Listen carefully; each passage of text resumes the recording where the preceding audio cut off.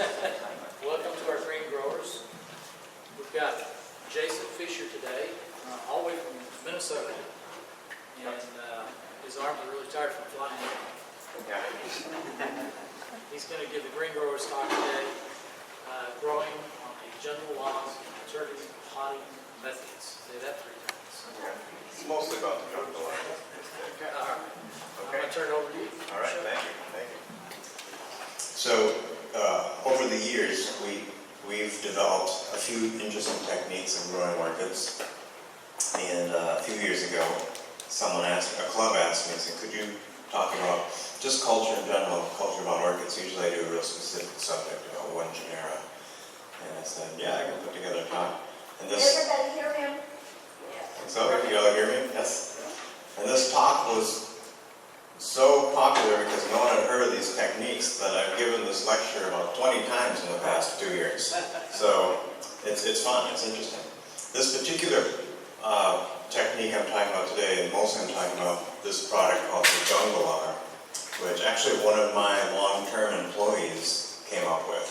I've got one guy who's real creative, his name's Scott Daly, and he always tries to find new ways to grow plants. And this has been the best tried and true epiphytic growing technique I've ever seen in all the years growing orchids, and I've been doing it since I was 5. That was the age I started my child slave labor days of working for my parents.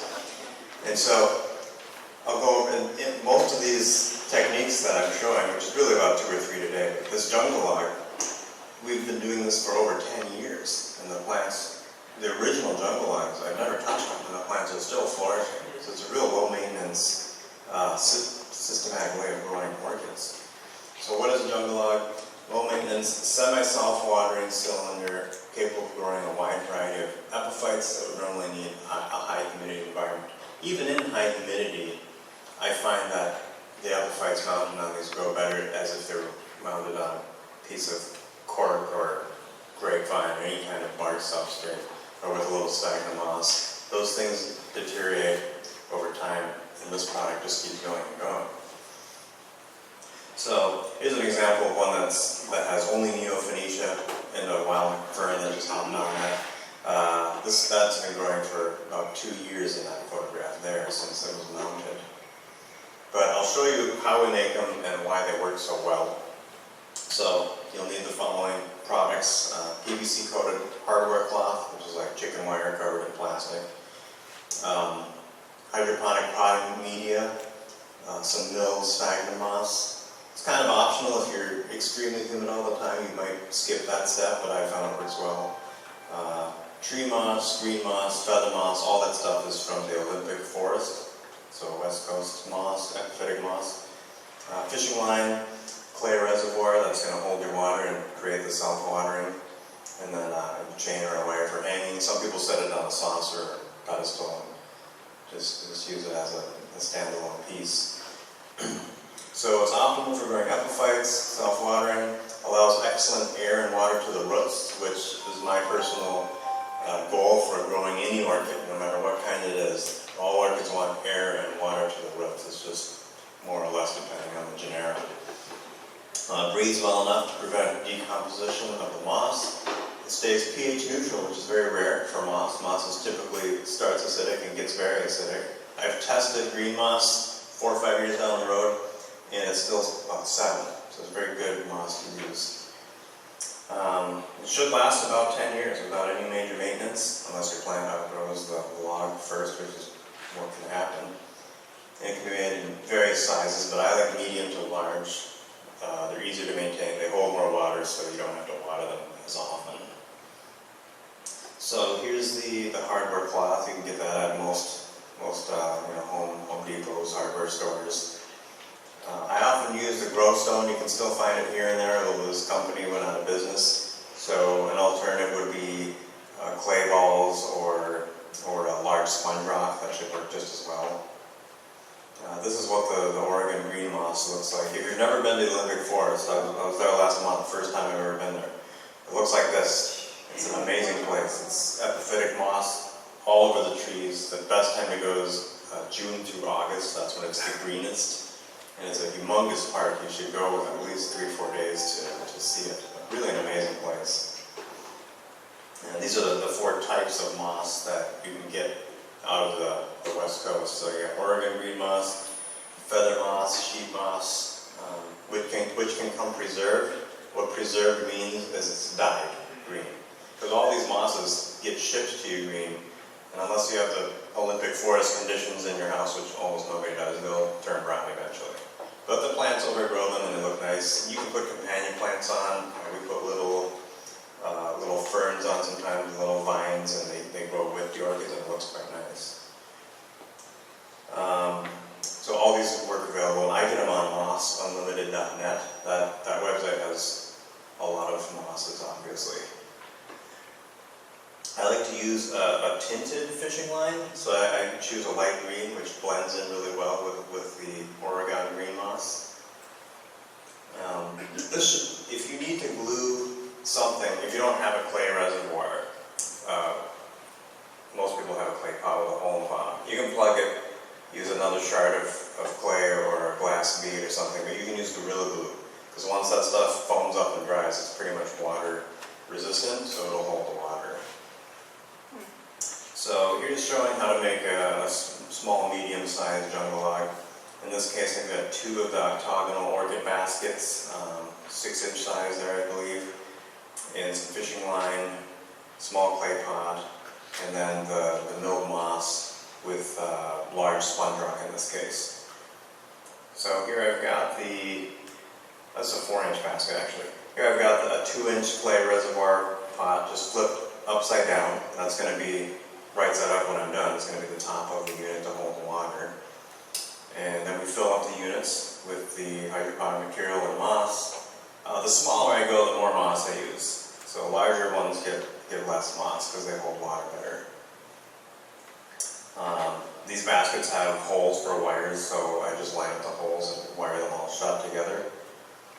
And here I just use a twist tie, run it through, run a wire across the top for a hanger, and then the last step is wrapping it in the sheet moss or the Oregon moss. So you can usually buy in bulk, you get some large sheets and wrap it around with that fishing line. And that's it. When you water it, the first time I would douse the whole thing, get everything really wet, fill up that clay reservoir, and then check it every 1 or 2 or 3 days, and just you can keep refilling that reservoir. And once or twice a week I'll dunk the whole thing or water the whole thing and get it wet. But to show you some plants that have been growing on this product for some time, here is a mount with various epiphytes. This particular one I chose epiphytes from all over the place, from Southeast Asia, from Madagascar, from South America. So I call this mount World Peace. But this is a Phalaenopsis lobii flowering, and I get really good flower count on these logs. I get higher flower count than I would in a pot or on a regular slab in many cases, because it's maximum hydration. They're getting all the air and water they need and want, because the roots are on the outside and the inside of the product. So you can see here all the roots weaving around, and a lot of times it goes in and out and in and out, so it can access water and air whenever it needs. So it gets plenty. Here's one with all the Neophonetia. This is probably about a year after it's mounted. I pulled some of the material to check on it. And you can see here a lot of the roots are just starting to go inside and weave in and out, but they haven't quite dug all the way in yet. But this is fine if they want to stay there, because this center reservoir is really just to provide good humidity and good air to the roots all the time. This is the very first jungle log we made, probably about 11 or 12 years ago now. That's Oncidium flexuosum growing on the top. This is last summer I took this photo. That thing had, I think, 7 or 8 flower spikes on it. So it was the largest it had ever flowered, just showing that it's continually doing better and better. Although this summer is the first year I saw a couple of growths on that finally rot off. So it took about 11, 12 years for it to finally show some deterioration. But it's just fantastic spray of flowers. You can see here we've got other companion plants mounted. I've got some Tillandsia on there. I'm trying to remember what this little vine is called here. It'll come to me. But those products grow really well with the orchids. I originally thought maybe they would choke out the orchids, but then I would look close and I would see little pleural thallus, little masdevallia that can flower through it. Here you can see the foliage is doing very well. This is a dendrobium, a lot of Jessii growing in and around that product. You may have heard of a product called the Coolog, which is a clay cylinder you fill up with water to mount orchids on. And I always thought it was kind of incomplete because I'd never seen anything work really well to it. And it doesn't provide enough air and water. So one of my customers bought a bunch and said they weren't really working well. So I said, let's try another step. Let's just wrap them in the sheet moss. So we wrapped it in sheet moss. It's not as good as a jungle log because there's not a big air barrier in between, but it improved the growth immensely. And most of the plants we mounted on did quite well. Typically for this, the growth that had little pseudobulbs or really thick leaves did the best. So they're pretty low water tolerant as well. Here's an Agrafin didieri flowering on one of the jungle logs. And if you look closely, you see this nectary. I never get spurs that long in containers. I've never even seen them that long. They're typically maybe 3/4 to half of that length. So I think that nectar was about 7 or 8 inches long, which is very impressive because this is fairly small and grayoid. And here's one of the customers who had me do that, and then a bunch of those cool logs wrapped in moss. And he made this cool little nook in his gym to show these off. And he trains kids that are trained to be basketball players going into the NBA. And I said, that's interesting. Why would you decide to do this in a gym? And he said, because kids have nothing on their minds but basketball.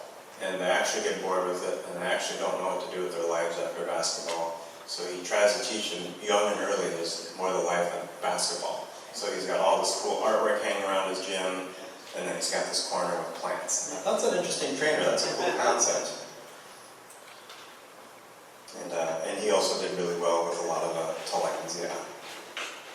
Another really cool product to use, this was kind of the original design before the jungle log, and this we call the hydrolog, was using Oasis fluorofoam as the center. Oasis fluorofoam is fantastic. It's used a lot with florists. They stick cuttings in it and make displays with it a lot. But it holds water very well, but it also breathes very well. It breathes so well that sometimes I find it dries very quickly and you have to water it often.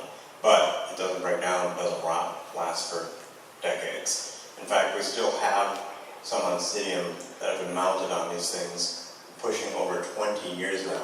Never touched the things. So, and I'll show you some pictures of those too. But I thought last year I had this cool idea to make, kokedama is the Japanese moss ball. Very artistic, very cool way to grow terrestrials. It's usually soil wrapped in a green moss, and then you stand it on a saucer of water. I thought, well, what about orchids? Hypothetically, you could do the same thing if you used Oasis floral foam inside. So you can already buy floral foam in spheres. They have 8, 10, 12, I think they have even larger spheres. But what I do is I take a spoon and I just carve out the center, maybe about a quarter way down, so it catches water quickly. Because when you water from above, if there's no hole, it just falls around the side and it won't soak up. You have to water a long time to get it to soak up. So if you make a hole, that'll fill up and wick from the inside out, which is much better for plants. And I like to wrap this product in the preserved sheet moss because this is something you do want to stay green all year round. It's an artistic form. And here I've mounted multiple epiphytes on this little thing. But actually that same customer who has the gym had me make a couple of these for him. He sent me photos, and he just puts them on these banana hangers in his kitchen. And he puts a little saucer under it to catch water. And they do really well for him. And here's it's an Oncidium hybrid that we've had mounted on a piece of floral foam. This style is the floral foam wrapped in a thin layer of sphagnum moss and then wrapped in coconut fiber. And that product has a very long shelf life. Obviously I think this one is pushing 15 plus years now. Never touch it, just sits there hanging on a wall, blooms every year, that's fantastic. So another similar concept, you can use this basket method I'm going to show you now. I call this the forever basket. Again, it's a 10-year project. The plant usually outgrows the pot before the medium breaks down. But I use this for Vandaceous orchids and then Gracoids. Works very, very well. So I take a net basket, and this is great for people who don't have high humidity all the time. You know, in southern Florida, if you're growing vandas, they're in irrigation, they're outside, and they're bare root, and that works fine. But for most of the rest of the world, we have winters, and time you have to heat your greenhouse or your house, you're going to have dry air. So this eliminates the need for high humidity. It provides a lot more moisture in here to the roots than bare root. Otherwise, for me, I grow a lot of my vandas, you can see here, just in solid plastic pots with a regular bark mix or a coconut husk mix. It works quite well. So, you bare root the plant. Now, if you're getting a vanda straight out of Florida, you're going to have lots of thin roots because they don't need really fat roots. They don't have much of a dry season. So for me, if you look at my vandas, I'll have a lot of thin roots from the original time we got the plant in, if I buy it from Florida or from Thailand. And then they'll have the big fat Minnesota roots. Those are the ones ready to take a lot of water. They get really fat in Minnesota. And I will just simply line the basket with the Oregon moss, drop the plant in. Now sometimes I will have to chop off 1/2 to 3/4 of the roots. That sounds scary. They're nice, healthy roots. I chop them all off. They're going to die anyways. When you wrap a bunch of roots tight and shove them in a pot, they all die. So there's no point in keeping them. If the plant has a lot of vegetative growth, healthy growth to it, it will have plenty of energy to grow new roots. And what happens when you repot these, and a lot of other orchids in new potting medium, is if it's an extremely different medium, that original root system will slowly die as the new one grows in. And so I just eliminate some of that process by removing most of the old roots. I try to keep a few newer, healthy roots in. You could just leave it like that, but for me, because my winters are so cold, we had a 50 below zero day last winter with the wind chill. So if you ever want to experience something interesting, you should come to Minnesota about January, February. Feel your nose freeze every time you take a breath. It's interesting. I fill it up with something. So I like to fill it up with a product that lasts a very, very long time. So in this case, pure charcoal.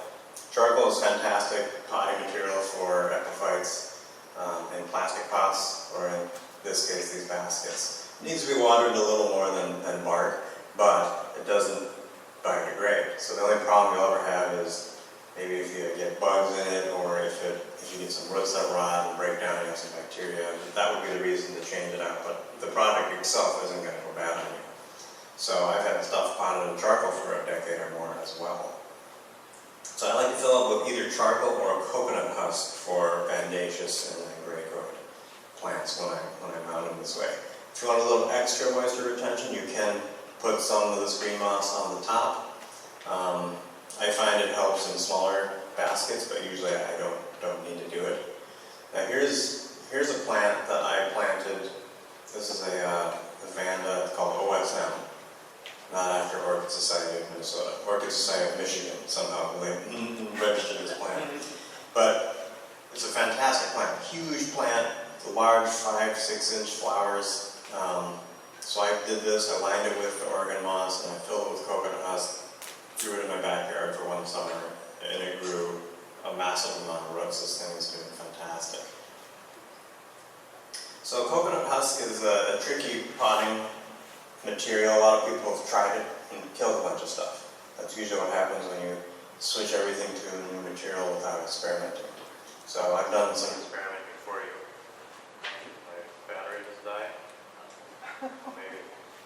Well, can you hear me if I talk like this? Yeah. All right. So I've done some experimenting for you and found that certain products do really well in it as long as you stick with those products. Because coconut husk has retained salts, even though when you buy it, it says it's been triple washed and cleaned. There's still tannins and there's still a trace amount of salts in it. And certain sensitive plants like frags and pass don't do so well in it unless you wash it more. like 2 or 3 times more. It's a lot of work. I don't have the time for that. So if they soak it once, and I'm going to use it. So for me, the plants that work best are cymbidiums, dendrobiums, mendaceous plants, and cattleyas. I still have to do some more experimenting with other genera, but so far all of those have done pretty well with very little casualty. But for most other orchids, people often do the triple rinsing, and then they soak it the last time in calcium nitrate and magnesium sulfate to charge the husks for optimal nutrition. I mean, that would work great for all of these, really. But that technique works best if you want to use this strictly as your main potting material. So, for hobbyists, they will have the time to do it. I've got a million orchids to take care of. I just don't have time to prep that. But these are some of the pictures of plants that we've been growing using that technique. They're doing quite fantastic. This is Vanda Fenedia Blaupunkt. Here we've got a Angraecum Kochiana. I showed this picture to Jim Rose of Cal Orchid, who brings in a lot of Angraecoids from Madagascar. He said he's never seen one in his nursery grow this well. He grows way more than I do. So this works very well. And actually, this isn't even the best it's done. A year later, that thing bloomed with about 8 spikes. And then almost killed itself because it flowered so much. This is Angraecum biloba, or Rangus biloba. Doing very well. Ascocentrum or Vanda miniatum. And this is the very first Vanda I ever tried. This is probably 12 years ago now. It's Vanda parviflorum, or Testacea. That's 2 names. It's cool. It's a little yellow flower with purple lip. But I did that with green moss and charcoal. And it actually got to the point where it needed so much, it had such a big root system that it was starting to dehydrate on me. So all I did was I took that original basket, which I think was a 6-inch, it was just covered in roots, and I dropped it. I went all the way up to a 10-inch because it had such a mass of roots around it. And I just added more green moss, put it in a 10-inch pot. Now it's doing fantastic again. And it had about double the amount of flowers in this one. How many times a day do you water those? So once they're in that basket, I water them. In my greenhouse, I got to let airflow from above so things dry quickly. But I water them every 2 days, once every 2 days. But I've talked to a lot of hobbyists who have used this technique, and they can get away with 3 to 4 days, sometimes 5 days. So if you don't have a lot of air blowing around like I do, you probably have it last longer before you need to rehydrate. It's so easy to tell because you just touch the moss. You can tell if it's feeling dry or not. And it's kind of hard to overwater when you have something in a basket because it breathes so well. But obviously watering it daily is too harsh when you first repot any orchid. But once you have a real established root system, then it gets really hard to overwater. They're very thirsty. They can absorb a lot of moisture and fertilizer. So if I were to leave that in that 6-inch basket, then yeah, I would have watered it every day. But that's why I upgraded it, because I want to conserve water as well. So all these techniques are fun and different, and a lot of people haven't tried them or heard of them. So if you've tried any of these products or had any of these genera that haven't performed well for you, these are some alternative ideas or options you can use. But my conclusion and disclaimer is that all your environments will affect how these alternative potting methods will perform for you. But definitely for the epiphytes, these techniques I showed you, especially the jungle log, for me is the single most universal and successful growing technique I've ever seen in the orchid industry, whether it's in the greenhouse or your household environment. And I can really attest to that. I've had a lot of my employees make them and grow them in their bedrooms or their kitchens and have very extremely good luck. The guy who came up with the idea, he's actually made large ones and hung them outside and mounted shrubs on them. He had shrubs growing on them.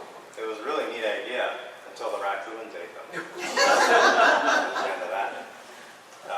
But it's fun, and I just brought a couple for sale, an example that you can see. Obviously, you've seen how to do it. They're not that hard to make, but if you don't want to deal with making them, I've got a couple on my table over there you can look at as well. And yeah, I didn't really introduce myself. I work for Orchids Limited, so we're a small orchid business in Plymouth, Minnesota. My father started the company in 1978, and when I was 1 year old, and then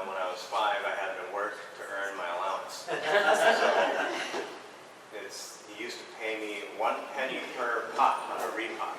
Unless I had a bigger, like a 3.5 or 4 inch pot, I'd get 2 pennies.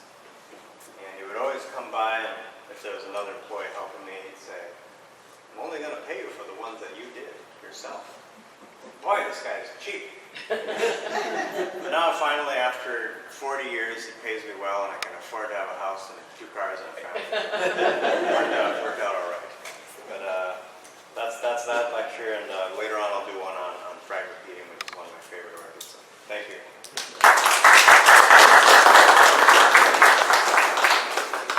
Everybody look at his orchids and buy orchids, get a snack, and we'll take, 15 or 20 minutes to do that. I suppose I should, if anyone has any questions on this lecture, I can answer. How often do you water your lawns? Most of them is about every 2 days.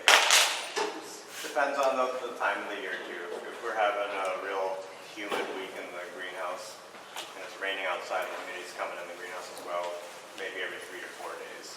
But in the winter, it's every 2 days for certain because we've got heat running every night to keep the place warm. Yes. Okay, I'm new, and when you say you make it, how do you attach it? The plants to the log? So you can do it a couple ways. The fishing line is easy. I usually just tie a After couple. you tied the moss on? Yes. Okay. Then I tie a loop, double knot it, so I've got one loose end and have some spare over here to tie it, and then I wrap it around as much as it takes to secure the plant, Okay, and then I'll do another double knot and tie it on. okay, thank you. On the foam, the epiphytic floral foam kokedama, if it's a small lighter plant, I just use wire pins. That's fast and easy. They root in a few months and then you can pull them Okay. out. So those are the 2 techniques I typically use. All right, thank you. Yeah. All right. Anything else? Okay, there's snacks over there, get a snack. Look at the plants. And we'll meet back in about 20 minutes.